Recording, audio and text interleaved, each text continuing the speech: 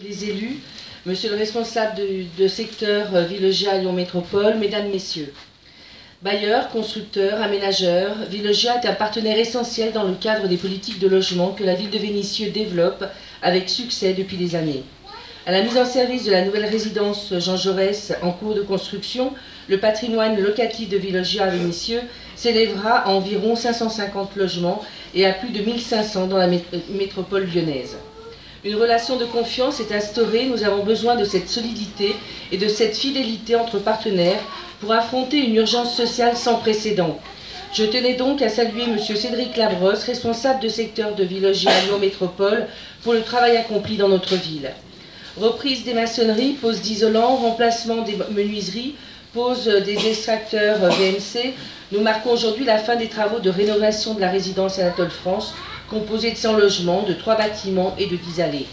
Une réhabilitation inscrite dans le cadre du plan de patrimoine de Villogia d'un montant de plus d'1 million d'euros, sans augmentation de loyer, faut-il le préciser. Elle retrouve ainsi une seconde jeunesse avec ce qui est devenu un véritable enjeu en matière de bâti. La maîtrise des charges énergétiques, l'amélioration de l'isolation thermique, les normes de sécurité et un meilleur confort des logements. Un plus pour les habitants, un plus qui me fait penser aux opérations de rénovation que nous avions lancées dans les copropriétés des grandes terres de vigne ou au Montelier 2, qui ont profité aux locataires et propriétaires.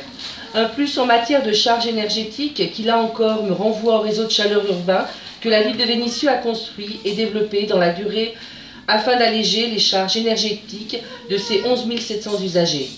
L'intérêt général doit conduire nos actions et nos politiques, c'est en tout cas le sens que nous donnons à notre politique de logement à Vénissieux. Je profite de l'occasion pour rappeler les grands principes qui nous animent. Le premier, de répondre à l'urgence sociale des familles. Fin septembre 2014, plus de 2600 ménages demandaient un logement social en indiquant en premier choix la ville de Vénissieux. Et malgré 51,33% de logements sociaux à Vénissieux, un tiers de demandes ont été satisfaites.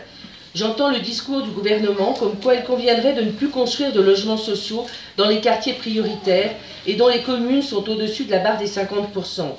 Je lui oppose la réalité du terrain, car la demande est là, l'urgence est là, et il faut bien que chacun prenne ses responsabilités.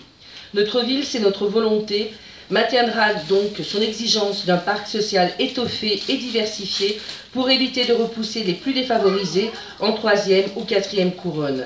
Le second est la diversité des parcours résidentiels auxquels contribue par son parc Villogia.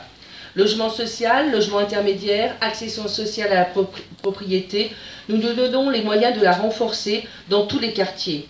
La dynamique retrouvée de Vénissieux, son attractivité auprès des familles et les rénovations qui sont menées ne doivent pas être synonymes d'exclusion.